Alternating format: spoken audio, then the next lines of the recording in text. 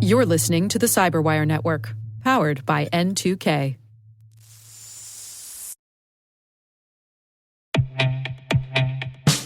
Your business needs AI solutions that are not only ambitious, but also practical and adaptable. That's where Domo's AI and data products platform comes in. With Domo, you can channel AI and data into innovative uses that deliver measurable impact. Secure AI agents connect, prepare, and automate your data workflows, helping you gain insights, receive alerts, and act with ease through guided apps tailored to your role. Data is hard. Domo is easy. Learn more at ai.domo.com. That's ai.domo.com.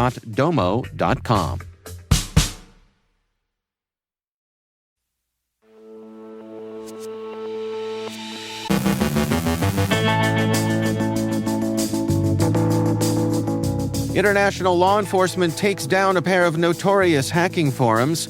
Wiz discovers an open DeepSeek database. Time Bandit jailbreaks ChatGPT. Ransomware hits one of the largest U.S. blood centers. A cyberattack takes the South African Weather Service offline. Researchers describe a new browser syncjacking attack. TeamViewer patches a high-severity privilege escalation flaw. Over 36 industry groups urge Congress to pass a national data privacy law. CISA faces an uncertain future. N2K's Brandon Karpf speaks with Ellen Chang, Vice President of Ventures at BMNT and head of H4X Labs. And OpenAI cries foul after getting a taste of its own medicine.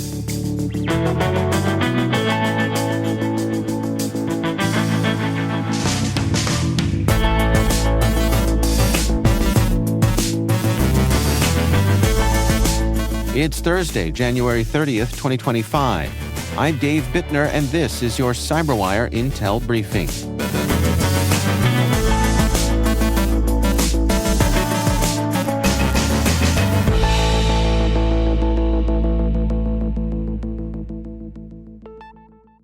Happy Thursday, and thank you for joining us here today. It is great, as always, to have you with us. Authorities have dismantled two of the largest hacking forums, Cracked and Nulled, in Operation Talent, seizing 17 servers and arresting 2 suspects. With over 10 million users, these forums served as hubs for cybercriminal activity, offering stolen credentials, hacking tools, and cybercrime as a service. Europol described them as entry points into cybercrime, providing configs for credential stuffing tools like OpenBullet and hosting AI-based hacking tools. In a coordinated effort across multiple countries, authorities seized 12 domains, including Cracked, Nulled, Stark RDP, and Celix, the latter two being integral to the forum's operations. Law enforcement searched 7 properties, confiscating over 50 electronic devices and $312,000 in cash and cryptocurrency. The FBI took over the domains, replacing their name servers with FBI-controlled addresses. The seized data, including email and IP addresses, will aid future investigations. While forum staff acknowledged the takedown, law enforcement emphasized its impact on disrupting cybercriminal infrastructure. It started with a routine scan. The Wiz research team was mapping DeepSeek's external attack surface. Nothing unusual for cybersecurity researchers. DeepSeek, after all, was making waves with its DeepSeek R1 reasoning model, a rival to OpenAI's best. But quickly, the team stumbled upon something alarming. An open ClickHouse database, completely exposed, no passwords, no authentication. Just sitting there, waiting to be accessed. With a simple query, the researchers found themselves staring at over 1 million logs filled with chat history, API keys, back-end operations, and other sensitive data. Worse, the database allowed full administrative control, meaning an attacker could not just read but potentially alter or escalate privileges within DeepSeek's systems. Realizing the gravity of the situation, the Wiz team immediately reported the issue. DeepSeek responded swiftly, locking down the exposure. But the incident highlighted a growing problem. AI startups are scaling fast, often without proper security measures. While the world worries about AI's long-term risks, the real dangers are often much simpler: accidental data leaks like this one. AI companies must prioritize security just as cloud providers do, or risk exposing their users, their data, and their reputation.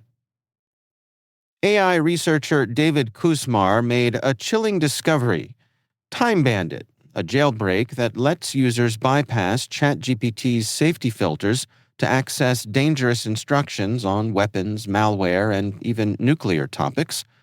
The flaw exploits ChatGPT's temporal confusion, tricking it into thinking it's in the past while using modern knowledge.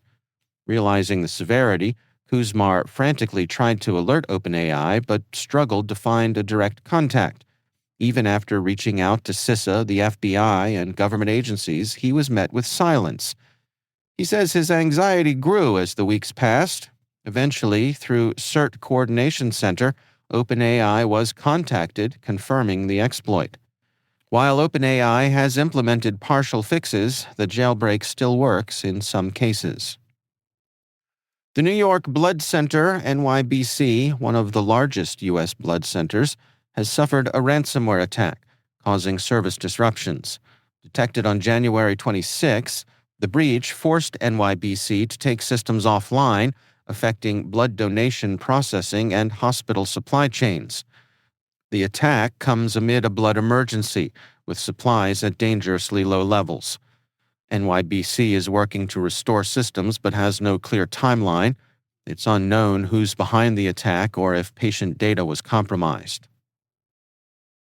A cyberattack has taken the South African Weather Service offline, disrupting critical weather services for airlines, farmers, and regional allies like Mozambique and Zambia. The attack, which began Sunday evening, took down the Weather Service's website, email systems, and aviation and marine services, forcing the agency to share updates via social media. This marks the second attempted attack in 2 days, with no ransomware group claiming responsibility. South Africa has faced numerous cyber attacks on public institutions, including its Defense Department, pension system, and national lab services. The Weather Service is working with ICT service providers to restore systems, but has no timeline for full recovery. Imagine installing what seems like an innocent browser extension, only to unknowingly hand over full control of your browser, data, and even your device to an attacker. That's exactly what researchers at SquareX have uncovered in a new technique they're calling browser syncjacking. It's a 3-stage attack that turns a simple extension into a full-scale cyber weapon. First, a user, maybe an employee, installs a malicious extension. That extension silently authenticates them into an attacker-controlled Google Workspace profile, allowing hackers to disable security settings and make changes to the browser. Next, they take over the entire browser. The extension waits for a normal download, then swaps it out for a malicious file. That file registers the victim's Chrome browser as managed by the attacker, giving them full control. And finally, device hijacking. The attacker can now use the compromised browser to record screens, capture audio, turn on cameras, and even install malware without the user even knowing. The researchers say there's no easy way to track or stop it. Traditional security tools like EDR and secure web gateways simply don't catch these kinds of browser-based attacks. SquareX is calling this a massive blind spot in enterprise security, and unless organizations start monitoring what extensions their employees install, this kind of attack could become a huge problem. TeamViewer has patched a high-severity privilege escalation flaw that could allow local attackers to gain elevated privileges on Windows systems. The vulnerability affects multiple versions and has been fixed in the latest updates. Although there's no evidence of exploitation in the wild, TeamViewer urges users to update immediately, as threat actors have previously abused TeamViewer for malware deployment. The flaw was reported via Trend Micro's zero-day initiative. Security experts warn that remote access tools like TeamViewer can increase the attack surface, especially in industrial and operational technology environments, making regular updates crucial. Over 36 industry groups are urging Congress to pass a national data privacy law that would override state regulations. In a letter to House and Senate Commerce Committee leaders, they argue that a unified standard would help businesses operate more efficiently and lower consumer costs. Despite bipartisan interest, past privacy bills have failed due to disagreements over preempting state laws and allowing individuals to sue over violations. If enacted, federal law could replace strong state protections, such as California's privacy law and Illinois' biometric data rules. The letter, backed by big tech and automotive groups, does not mention data brokers. It proposes transparency requirements, consumer opt-out rights, and limits on data collection, but exempts small businesses. Critics warn the proposal mirrors weaker state laws and could reduce consumer protections rather than strengthen them. The Cybersecurity and Infrastructure Security Agency has played a major role in protecting election systems across the U.S., but now its future is uncertain. Since its creation in 2018, CISA has worked with state officials to strengthen voting security, but President Donald Trump and his allies have criticized the agency, accusing it of censoring conservatives and interfering in the 2020 election. CISA denies these claims. Now, with Trump back in office, there's no clear leader for the agency. His Homeland Security Secretary, Kristi Noem, has suggested reining in CISA's authority, and a Republican policy plan, Project 2025, proposes moving CISA to the Transportation Department and limiting its role in elections. Many state officials say CISA has been critical in improving election security. But as political battles continue, the question remains: will CISA's mission change before the next election?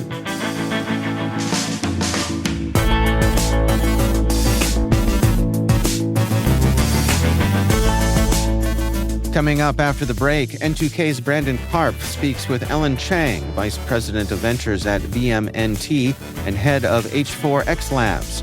And OpenAI cries foul after getting a taste of its own medicine. Stay with us.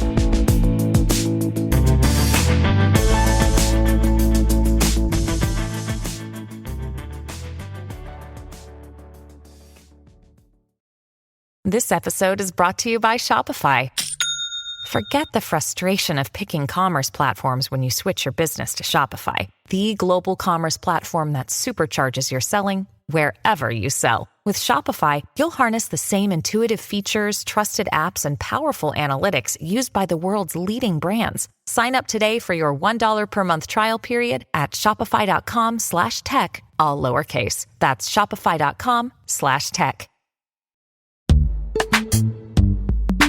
And now, a message from our sponsor, Zscaler, the leader in cloud security.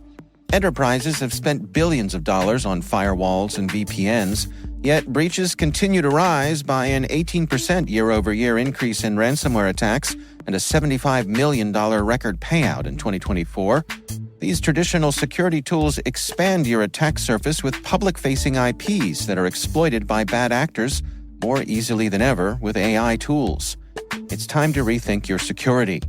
Zscaler Zero Trust plus AI stops attackers by hiding your attack surface, making apps and IPs invisible, eliminating lateral movement, connecting users only to specific apps, not the entire network, continuously verifying every request based on identity and context, simplifying security management with AI-powered automation, and detecting threats using AI to analyze over 500 billion daily transactions.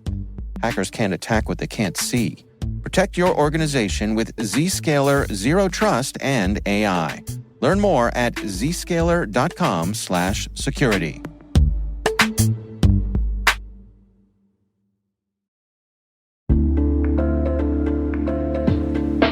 Hey everybody, Dave here. Have you ever wondered where your personal information is lurking online?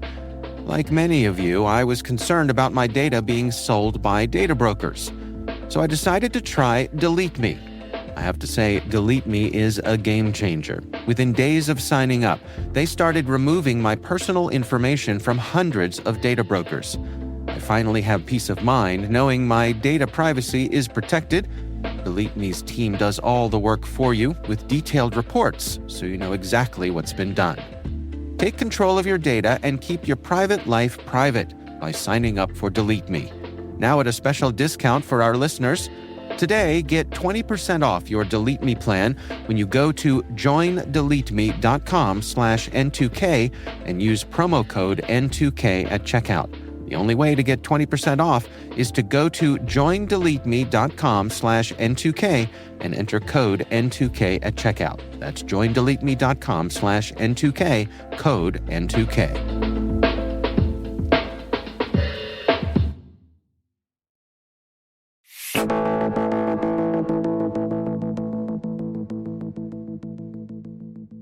N2K's Brandon Karpf recently sat down with Ellen Chang, Vice President of Ventures at BMNT and head of H4X Labs.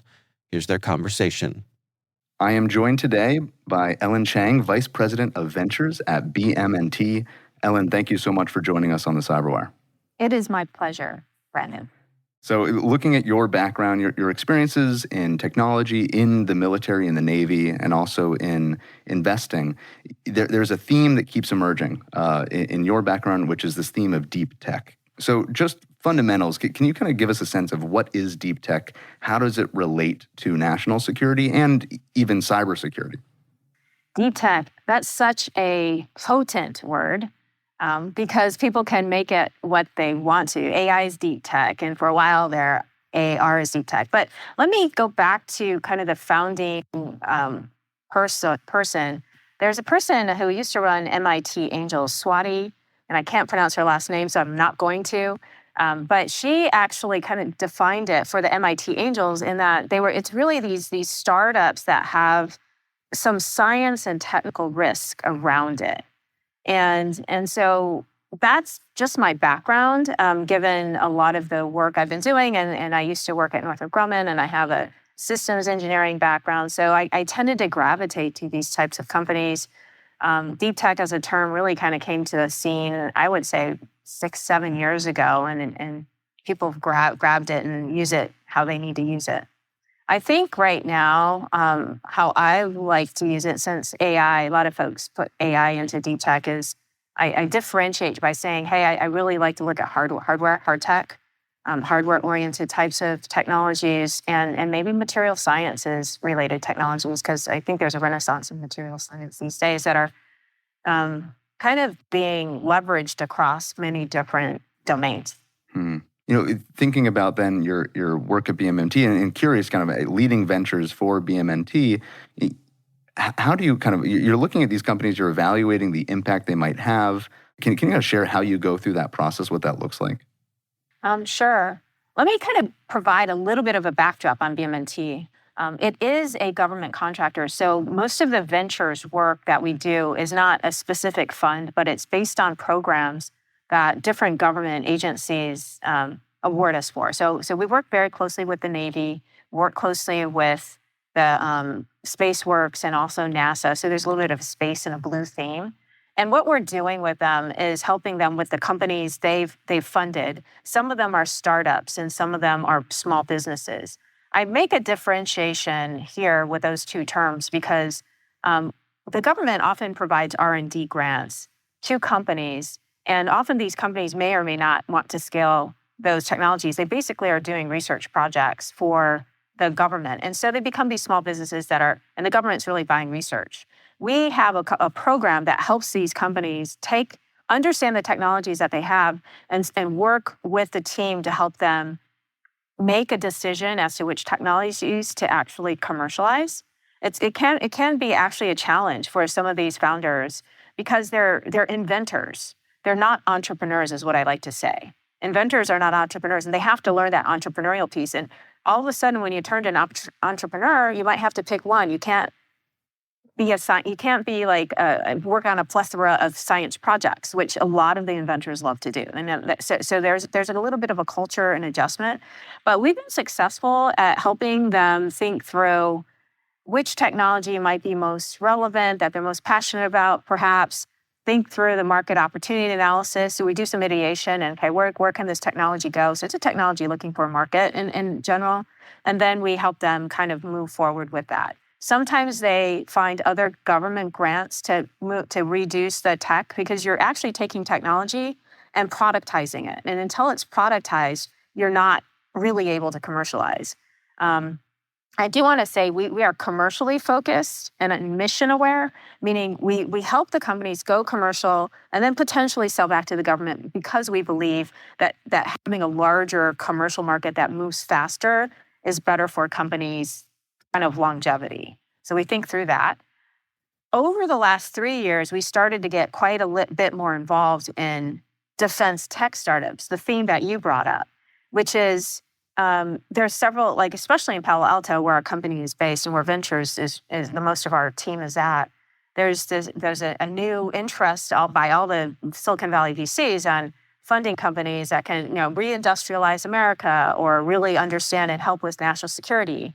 And what we help with them is help them understand the government structure. Most of these companies get some sort of SBIR, especially with SpaceWorks or NASA. And then they're chartered they're competing with their brothers and sisters, the other companies that are in quote unquote a cohort. And they're looking to find other ways to do government business development. We help them understand that government side, but we also keep them balanced with the commercial side, because what I like to say to some of the companies that tend to be venture-backed is venture capitalists don't want their companies to become a project-based company. Are these companies finding you, or are you finding them? What does this pipeline look like in order to accomplish that connection? Both. Because we're working with the government has a portfolio that come to us. But because of that, we also, the word gets out that we're working with this batch of companies. So literally, I was literally talking to like 4 or 5 companies this week, and they're coming to us and they kind of want to get on the bandwagon. And I'm trying to work with them. It's like, hey, this is how you can get on the bandwagon. How can we help you? Yeah, we're working on that right now. I mean, bridging that gap between the initial research and then the research to an applied technology, the applied technology to a product, the product to a market, the market to a viable business model. That life cycle. I mean, we said it quickly, but incredibly complex. A lot fraught with landmines and barriers, and it's my gut would say that would take a very long time and a lot of effort to create that circle. Now, a little bit of a longer question, but venture, especially early stage funds, work on shorter time scales, right? 10-year typical fund life. Is that the right place for venture to be focusing? That's a very good question. I would say sometimes no, but you're starting to see some venture funds actually, on the thesis, raise longer-term venture funds. So instead of the 10-year, there's a couple of 15-year popping out. Some might argue 15 years is not good enough either, depending on the life cycle. So these different investors are pretty astute at looking at probably the maturity of the company in order to understand where that technical risk is. And if the TRL is too low or the market is too far off, they're hesitant, right? And in the meantime, though, venture capitalists also do kind of act in a herd. So once one goes in, like one of this, kind of the known entities goes in, others also hover and go in. It's often said that it's better to be on a good deal, not necessarily. It's more about deals and getting in on a good deal. Venture capital. Okay. We do tend to look at whole platforms, like a whole space domain awareness program or a whole ISAM system, whereas in the Navy, we might need some materials innovation around the main reduction gear of an engineering plant, or smaller subcomponents of a highly complex system that still require innovation and development. There's probably more opportunity there than is realized. And it's quieter, right? It's kind of like who are some of the billionaires in the world? Well, the guy who actually made the standardized the wheel for the shopping carts. Literally, that guy is like. Right. And so it's like this quiet water type stuff that actually is pretty profitable. And so what I do know is the Navy's fairly successful at transitioning a lot of their SBIR awards and research projects. I think it's their strategy is different, right? Whereas the Space Force is literally trying to create a new market, they have to, I don't think the Space Force called space and warfighting domain until this year, but and they're adjusting to that. But here you have the Navy, which is, flying the program a little bit differently. Mm-hmm. And innovation happening more at the edge potentially than at the headquarter element. There's innovation happening in deployed units and ships. I've seen it myself, on the ship that I was a member of, sailors doing creative things to solve their problems in real time while deployed. Yes. And 100%, commercial technologies are there that, the sailors, the end users can use and adjust. And I think we should encourage that. How you make that a program of record for a single company, that's the harder concept. I haven't been able to, figure that piece out, but oftentimes we at BMNT think through those business models. Like, well, what kind of business model innovation really needs to happen to enable some of these innovations to actually land? And maybe it's not a 20-year program record, because if you think about it, I don't really know what a system might look like in 20 years. Your iPhone, what in 20 years? Like, what does that look like? You don't know. It's things are changing so quickly. Mm-hmm. Yeah. Where we stand today and the work you do, what has you absolutely fired up? What's getting you out of bed in the morning? What's getting you really excited to do the work that you do, to work with the companies and then the government partners that you have? You know what? Especially when I work with what I call the get to yes people, the people who are trying to get to yes, I find a lot of potential in moving forward, not innovations from the U.S. perspective, but just the fact that over the last year or so, the fact that we're reindustrializing, we're regrowing our capability to manufacture, and that our international partners are on board. We're helping each other globally. And one might call it, if we want to call China the main threat that we're working against, I call this the reverse Belt and Road strategy, right? The Belt and Road is about to kind of go out and spawn China. Well, now we just shrink, we commandeer the supply chains and we become the best customer. All of a sudden, Chinese are squeezed out, right? So I like to think about working on that, even as I work with the startups who are needing the help. Because a lot of the startups we work with, they prototype using Chinese parts because they need to. It's inexpensive. And then they have to become NDA compliant. Where do they go? And some of these innovations and the supply chain challenges is being worked right now. So that's the supply chain. I got to say, I probably wasn't expecting you to say supply chain is what you're excited about, but it makes sense, though, the way you described it. That is a critical part of our national security strategy then.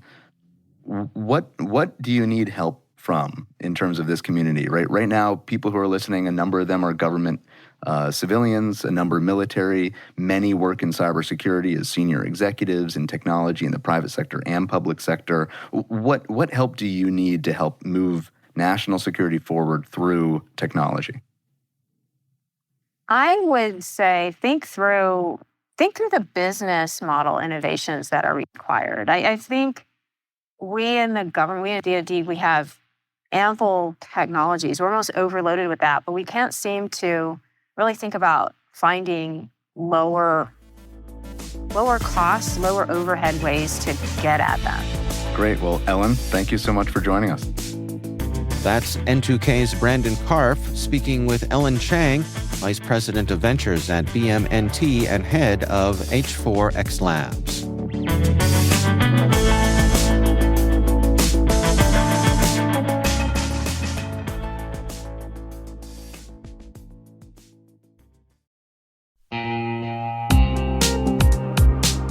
Do you know the status of your compliance controls right now? Like, right now. We know that real-time visibility is critical for security, but when it comes to our GRC programs, we rely on point-in-time checks. Look at this. More than 8,000 companies like Atlassian and Quora have continuous visibility into their controls with Vanta. Here's the gist. Vanta brings automation to evidence collection across 30 frameworks, like SOC 2 and ISO 27001.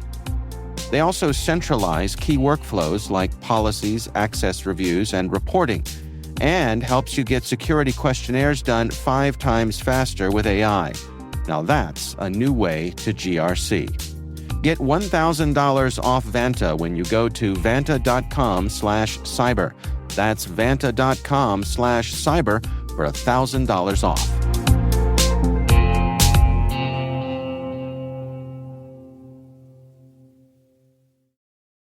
This episode is brought to you by Indeed. When your computer breaks, you don't wait for it to magically start working again. You fix the problem. So why wait to hire the people your company desperately needs? Use Indeed's sponsored jobs to hire top talent fast. And even better, you only pay for results. There's no need to wait. Speed up your hiring with a $75 sponsored job credit at Indeed.com/podcast. Terms and conditions apply.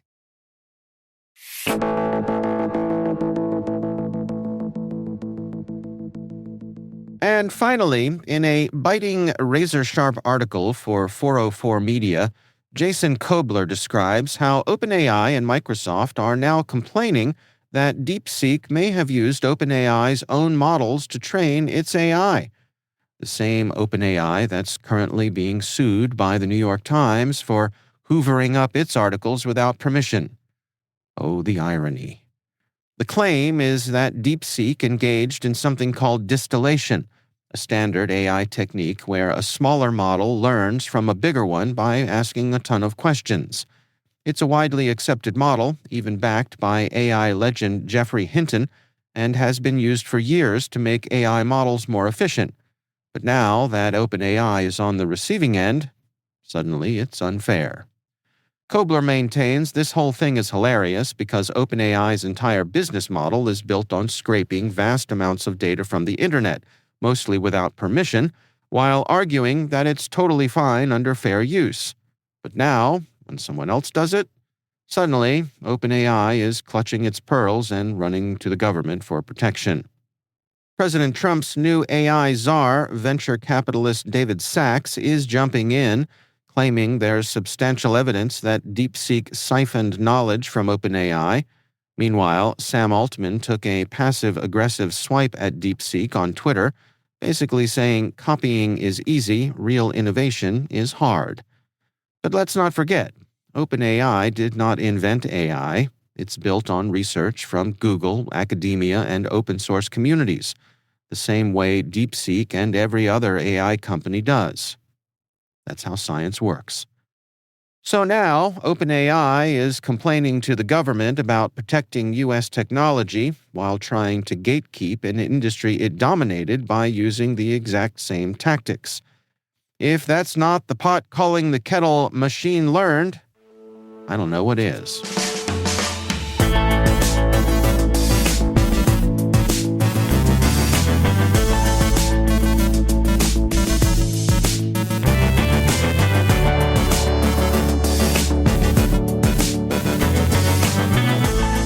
And that's the CyberWire. For links to all of today's stories, check out our daily briefing at thecyberwire.com. We'd love to know what you think of this podcast. Your feedback ensures we deliver the insights that keep you a step ahead in the rapidly changing world of cybersecurity.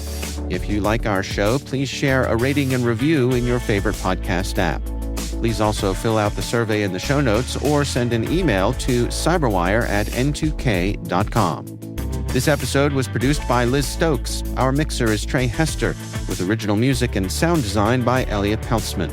Our executive producer is Jennifer Iben. Our executive editor is Brandon Karpf. Simone Petrella is our president, Peter Kilpie is our publisher, and I'm Dave Bittner. Thanks for listening. We'll see you back here tomorrow.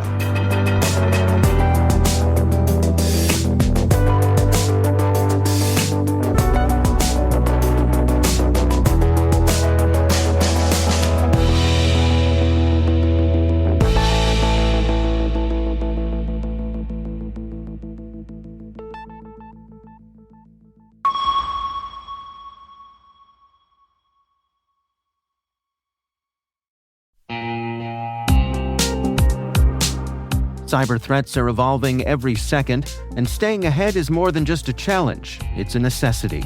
That's why we're thrilled to partner with ThreatLocker, the cybersecurity solution trusted by businesses worldwide.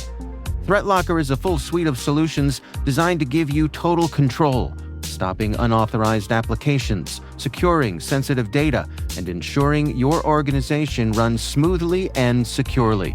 Visit threatlocker.com today to see how a default deny approach can keep your company safe and compliant.